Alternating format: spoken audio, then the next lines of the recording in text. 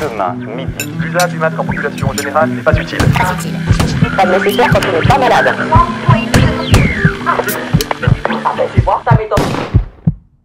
Pourquoi les gens sont-ils aussi créatifs pendant le confinement? Le 17 mars 2020 sonne le glas d'un confinement national qui durera 1 mois et 25 jours. Cette mesure visant à ralentir le coronavirus retentit comme un coup de tonnerre pour les 67 millions de concitoyens. Mais le confinement, quoi que c'est? Pour répondre à cette question, nous sommes allés à la recherche d'une Française moyenne, un individu standard, classique, une des personnes les plus lambda qui puissent exister. Vous, c'est quoi le confinement? Alors le confinement pour moi ça a été vraiment l'occasion de me retrouver, me redécouvrir. Nombreux sont celles et ceux qui ont déjà prononcé cette phrase, comme un besoin de se persuader que ces semaines d'enfermement sont l'occasion parfaite pour une introspection. Ouais, puis je sais pas ce que t'en penses, moi je trouve ça hyper sain de se recentrer sur soi-même. Non mais le confinement ça m'a fait tellement de bien, ça m'a permis de me retrouver avec moi-même. Alors des résolutions sont prises, avancer sur des projets inachevés, manger mieux, méditer, faire du sport, écrire un livre ou encore faire une mayonnaise réussie. En réalité, à l'instar de chaque résolution prise tous les 1er janvier, rien de tout cela n'a duré plus d'une semaine. On ne compte plus le nombre de tapis de yoga qui ont fini au débarras.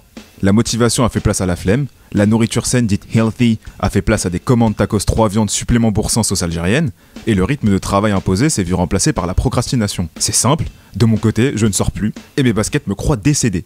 J'agis comme si je n'avais qu'un jogging, et je ne me brosse les dents qu'une fois par jour. Le confinement nous aura permis d'affirmer qu'être séquestré n'ébranlant rien la culture française. Rester chez soi, d'accord, mais sobre, jamais. On se pomponne, on se sert un verre, tout en prenant soin de cacher son poster de Grégory Le Marchal, pour enfin s'installer devant sa caméra, prêt à justifier son alcoolisme solitaire avec un énième apéro. Mais quoi qu'on fait entre deux apéros?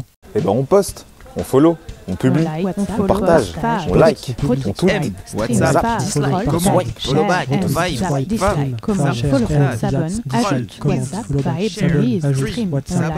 Stop! En gros, on est sur nos écrans. Selon l'INFOP, 62% des utilisateurs de smartphones déclarent passer plus de temps sur leur téléphone qu'avant le confinement, avec une moyenne journalière de 5 heures.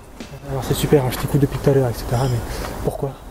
Essentiellement pour se montrer derrière nos écrans. C'est une forme de storytelling dans un environnement digital. Blaise Pascal disait d'ailleurs « Nous voulons vivre dans l'idée des autres d'une vie imaginaire, et nous nous efforçons pour cela de paraître. Nous travaillons incessamment à embellir et conserver cet être imaginaire. Tu vois, je veux dire ?» La représentation de notre image s'invite jusqu'à nos vacances. Effectivement, 40% des millennials cherchent à voyager dans des lieux dits instagrammables. Comme par exemple ça, ou encore ça. Prenons Instagram.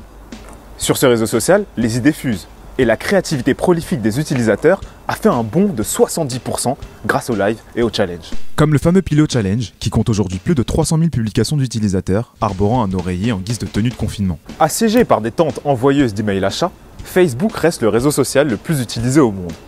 L'ultra-crépidarianisme y est fortement... Tout de suite, parce que si tu places des mots contre triple à chaque fois, on va rien comprendre. C'est super ce que tu fais, continue bonhomme.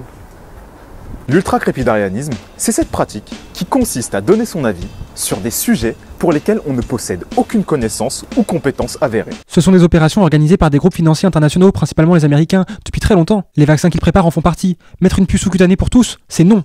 Non aux opérations de Bill Gates, non à la 5G. J'ai certes un BEP coiffure, mais il me semble évident que le vaccin est en fait un liquide produit par les GAFA pour nous rendre plus dociles. Ah, ok boomer. Ayant atteint les 2 milliards de téléchargements pendant ce confinement, l'application chinoise TikTok est la championne de cette pandémie. Avec 400 millions d'utilisateurs actifs par jour, les Chinois cherchent avant tout du contenu basé sur le savoir, comme les fameux life hacks. Contrairement aux Américains qui, eux, cherchent plutôt des vidéos de danse. Mais la Chine n'est pas qu'une nation avide de connaissances. C'est aussi un pays très porté sur l'humour. Certes, moins connu, car souvent dans son coin, le chinois ricantonnait, et ça... Excuse-moi, tu viens de faire cette blague là? C'est hyper grave, tu vas aller en prison mon pote, moi je te le dis. Justement, restons côté cuisine, où l'envie d'être vu s'y est aussi invitée. Sur Instagram, les gens n'hésitent pas à montrer leur grosse miche, comme une sorte de nostalgie moyenâgeuse de la peste noire. On peut alors se demander s'il existe un lien entre farine, pandémie et le vin. Pour répondre à cette question, nous sommes allés à 3 heures de Paris, dans la Nièvre, à Poil plus exactement. Rencontrer une experte dans le milieu très secret du quignon, la boulangère et sociologue Christiane Verger, propriétaire de la boulangerie à mi-temps à Poil. À Poil, on y trouve des gens qui posent nus devant le panneau de la ville, des gens qui portent des sandales à scratch, des toiletteurs, encore des toiletteurs, beaucoup de toiletteurs. Y a-t-il un lien concret entre farine, pandémie et le vin?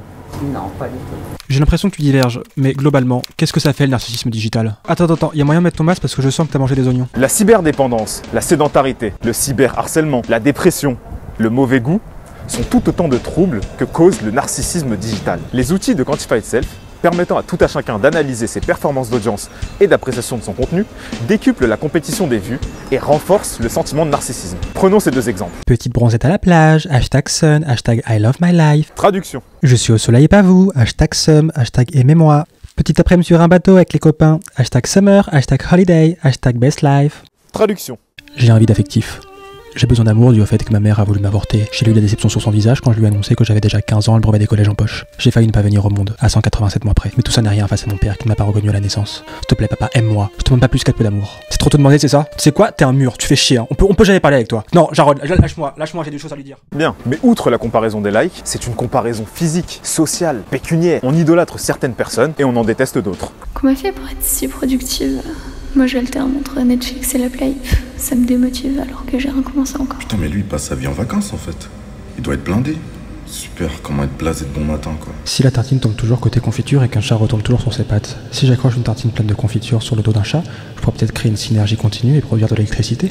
En bref, on aura retenu deux choses de ce confinement. Premièrement, il n'a aucun lien avec le lobby boulanger. Deuxièmement, ça aura au moins permis au pangolin de se faire connaître et d'avoir sa carte Panini parmi les espèces trop braconnées.